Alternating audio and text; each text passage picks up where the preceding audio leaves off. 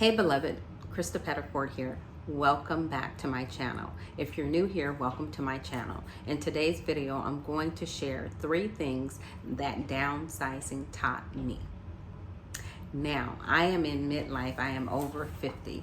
I downsized right before I was 50. So if you are over 40, this video is for you. If you are preparing to downsize, these are lessons that may help you. These are things that may help you. These are things that can help you be aware of the emotional triggers that change can bring when you do something that, I wasn't expecting some of the things, the emotional things that happened when I downsized. People talk about other things, but I'm going to talk about the things that were emotionally triggering for me after I downsized, not before, and what they taught me. And so let's get into this video. But before I do, if you haven't, please subscribe and give this video a thumbs up, or wait till the end and see if you enjoy the content.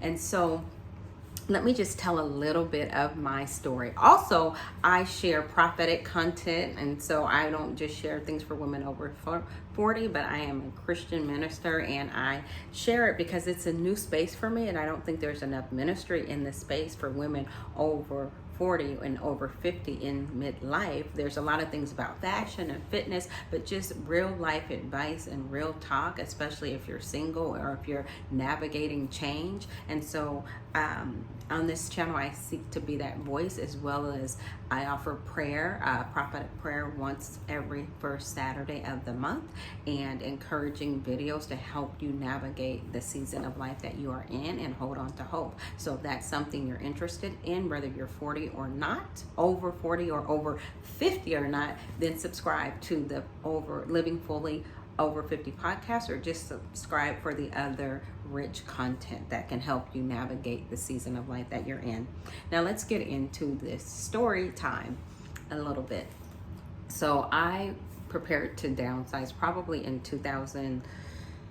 My first downsize was in 2018, 19. I downsized from the home that I had raised my children in and had lived in for 24 years, the home that I was married in and had my last 2 children in with my husband, that I got divorced in and stayed and raised the kids in. And there came a season where I became an empty nester and all my kids were out the house. They were coming back and forth. So I downsized to a smaller house. I chopped off 1,000 square feet. I live in Southern California, so I was around 2,500 square feet, which is a decent size. I know, like, if you're in Texas or something, that's like small, but it was a decent size for me and where I had raised my children. And downsized to around 1,500 square feet, and that was good. And I had to get rid of so many things. I had a 3-car garage with all the different things. And the first downsizing, it was like the things that my husband had left behind when we split up and got the divorce. I had to navigate what I was going to do with all those things, and just things I had accumulated over 2 decades of raising kids and being married and divorced and all these things, and entertaining or having fellowship and holding gatherings in my home, all these things, all these different spaces. But I downsized to a safe space. It was a smaller space, but it still had 2.5 baths. It still had all the amenities and things I was used to: a formal living room and dining room and a family room and a kitchen nook and all of the things that I was used to, but just a little smaller. And a smaller yard and all these things. But then as I got close to 2020, and then as 2020 arrived, I felt like I needed to downsize some more, because the goal, I felt like I needed to try it out and get used to a smaller space. And then I started watching tiny homes. Now, I'm not in a tiny home, that was too small. I downsized to like a little over 1,000 square feet, like 1,100. That was as small as I went, and where I am now in a condo. But I felt like I needed to downsize some more. Did I want to take on, as a woman in midlife with no children at home and no husband, still having to have a gardener and worry about the roof and all of those things. So I felt like if I went into a condo for this season of life, I'd love to be remarried again. But my reality is that I am a single woman living alone, that I didn't need all that space. And so I downsized. I was looking for a place. Let me go back and say this. I was looking for a place. And I'm going to get to those three things that it taught me, but these things are important so you understand. So I was looking for a place, and all of a sudden I began to pray about this one place because I had put in offers and pulled them back, and I just wasn't sure what was the right space. And all of a sudden the condo that I'm in now, the Lord, I didn't want to put in the offer and pull it back because I knew that not only my agent was tired of me doing that, but also, the people the sellers, right? And I hadn't done it a lot, but I had done it enough. Like, is this right? Well, I don't know. It was almost like I was finding something because I was asking God, is this what I'm really supposed to be doing? And I remember I have read the scripture before, but sometimes God will highlight a scripture to you that you have not heard before. And he highlighted Isaiah 41:10 to me. And it says, "Fear not, for I am with you. Be not dismayed, for I am your God. I will strengthen you. Yes, I will help you. I will uphold you with my right hand of righteousness." And that just spoke to me and gave me peace because I didn't know if I was doing the right thing, if I was going to the right place. Because I feel like it's really important. Like, this downsizing of my space represented a downsizing of my life, a trusting God to come into a smaller place where it was just going to be me, giving up even more things. And really, I felt the weight of that. I felt the weight of this decision of really no turning back and saying, okay, I am not going to have this big house. I'm not going to have all these rooms available for people to, come in and, for my kids to come back. And is this really what I want to do? And I remember praying about it. And I heard the Lord say that. And I'm a person who goes and looks up the Greek and the Hebrew when God gives me a word. And so I have here my journal that it says, "Fear not, for I am with you. Be not dismayed." So I have this scripture written out. And as I wrote it, it says, "Fear not. Do not be in dread or afraid of anything, of nothing, for I am with you to accompany you. Be not dismayed" means do not consider, regard, or have respect, or look at in amazement anything that would try and frighten you. For I am Elohim. I will strengthen you. That is, give you courage and a steadfast mind, establish you and increase you and fortify you to prevail. Yes, and furthermore, I will uphold you and sustain you and maintain you and follow closely with you. I will help you. I will surround you, protect you, and assist you in distress or hardships. My right hand, the stronger and more dexterous, skilled hand. This is what these words mean. And my righteousness, prosperity, equity, justice, moral and legal good, and character. And I don't know if that's too much, but God really, as I looked into this verse and I really went deep, I saw that God was saying that I'm going to be with you in every way possible. I'm going to strengthen you. I'm going to carry you. Whatever you face, I'm going to be with you. It's okay. I am with you to go ahead and take the place. And so I took the place and I moved in. And I remember my first Christmas here. Everything was going well. It was a little different, but I remember my first Christmas here, and I couldn't decorate the same. My big old, 7-8 foot tree wouldn't fit in the space. I mean, it probably would, but it just would be overbearing. It could go up high, but it would just be overbearing in the space that I had available. And I remember going to look in my garage for so now my 1-car garage. So I went from a 3-car garage to a 2-car garage to a 1-car garage, which really represented giving up space. I gave away all kinds of furniture and things and bought all new furniture and, just things like that. And so I was looking in my garage for some of my ornaments, and I couldn't find the box with with ornaments. My mom had passed away in 2018, which really marked a moment for me when I started thinking about what I wanted to do at this mid-mark in my life with the rest of my life and how I wanted to move forward. And so that was the catalyst. Her passing away was a catalyst for me really thinking about my life differently, from a point of how much time I have left, and taking things more seriously, even though I had always been serious and, done the right thing and all these things since having been a teenage mom and all of that. As I grew in Christ, I had always thought things through and made the right decisions, but I had never thought about, what I want to do with my life. It was more about what life handed me and navigating that versus me making decisions. And so these were me making decisions. This was me making decisions, and it was scary for me to downsize my life. And so when I was sitting there looking for stuff and I could not find these ornaments that my mom had given me, and even one with my mom's face in it that one of my sisters had made for us that first year she passed away in 2018. And fast forward, I think I was in 2021 in the condo, and I just broke down and cried, and it felt like everything was caving in on me.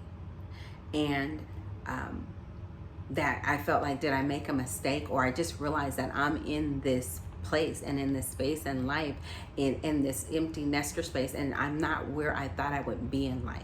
I was there, decorating, and I'm not married, and my kids are gone, and they're navigating midlife, but they're not living the lives I hoped and dreamed for them. And I was just really in this weird place, and I just closed my garage so my neighbors couldn't see, and I just cried. But I knew something switched on in me after I came out of that garage. I hadn't allowed myself to really have this heart cry. I didn't even know that all those emotions were there. But what it triggered in me was the fact that I was in this new season. And these are the 3 lessons that I have since learned from that time to this. Downsizing, I learned that I was attached to things mainly because of sentimental value. And those things were attached, like the spaces that we're in have so much sentimental value. And I didn't really understand that being in a smaller space was going to affect how I decorated, how I lived, how I entertained and invited family over for the holidays. And I didn't understand that. Even not having the space to invite family over now, I didn't take that into consideration. Like, I can have small gatherings, but there's 9 of us. I have 8 siblings, and we have children, and some of them have grandchildren. I don't have any, but we have big gatherings, and it's like I didn't take that into consideration. And even though I feel like this is where God called me, I didn't count the cost of the emotional attachment to the life that I once had. And I had to learn that those things, I had to learn how to do things a new way. And so I had to learn how to deal with the space that I was in a new way and make new memories. I couldn't decorate the same. I couldn't have the same amount of people over, but I had to learn to make new memories, to do things differently, to host differently, to really pick and select what I wanted in my house. And I think everybody learns that when they downsize. So number 1, I had to learn how to make new memories and do things in a new way. Number 2, it taught me what's really important to me. I love to decorate my house. I have a garage, bags full of and containers full of pillows, because I had a huge sectional for my family room, and then I had another formal living room with pillows and decorating and throw pillows, and I don't have that now. So I do change out pillows for holidays, but I mean, I had a pillow collection, and I still have those pillows, even though they don't match my my couch, my cream color, almost white couch in my living room. This is my extra room slash YouTube studio and office. But I kept them because some of the things I didn't want to give away. I had to figure out how to use them again. But that being said, you have to decide what's really important to you. And that also taught me what's really important in life. Like, what is the things that I bring in are usually connected to something that I value or that are important to me in my life, something that is connected. So I do not just buy things anymore without thinking through where they're going to go and how I'm going to use them. And before, I didn't do that. And so not only does it save me a certain amount of money, but it also makes me think more about what I value and what I want to add to this space in my life. And what I want my life to feel like, because even though the rooms are the main living room and kitchen are open, so there's not a lot of separation, whereas my other house, I had different themes and different things, and you have so many things, you're just filling the house, and I think that's great. Either way is great. There's nothing wrong with that, and there's nothing wrong with the smaller house, but it really triggered something in me of what I couldn't have and what I didn't have room for, and how that was connected to what's important in life. And so then downsizing taught me also that it taught me how to be alone. It taught me how to be alone because downsizing again represented where I was in life and where I am in life as far as being an empty nester, and that meaning without a husband at the time, without a significant other in my life. And so it taught me how to be alone without kids in my life, because when my kids were growing up, and even though I was divorced, I was a football mom, I was a soccer mom, I was all the things, a basketball mom. Let me not leave out basketball, right? I did all the things in high school, in college, when they were in elementary. My daughter played volleyball, tennis, like all the sports. I was a sports mom, like at every game, having the football team come over my house and spend the night so I could give them a ride in my big Suburban back to the high school to watch film. That was my boys, my girls, her friends came over. I mean, just all the things, right? And so I had this space, but I really didn't know how to be who I was outside of that. And so I learned to be alone, but also to step out and make connections and let God fill those empty spaces, but also connect with people. Because now it's like, sometimes as a woman with children, when you don't have a husband, your life is filled with the things that you do for your children, or if you work, like I work full time, then you have that. But when some of those things are taken away, it's like, now what? And so downsizing, as I said, represented that for me. It wasn't just the space, but it was the season. It was the season. It is the season of, okay, those things are not there. You can't even host. You have to be selective. So you can't say, oh, I'll have it at my house, for a church event or something like that. That doesn't happen anymore. I can do something small, but I can't do something big. Or for a family event, oh, everybody can come to my house. So I had to learn how to navigate life differently.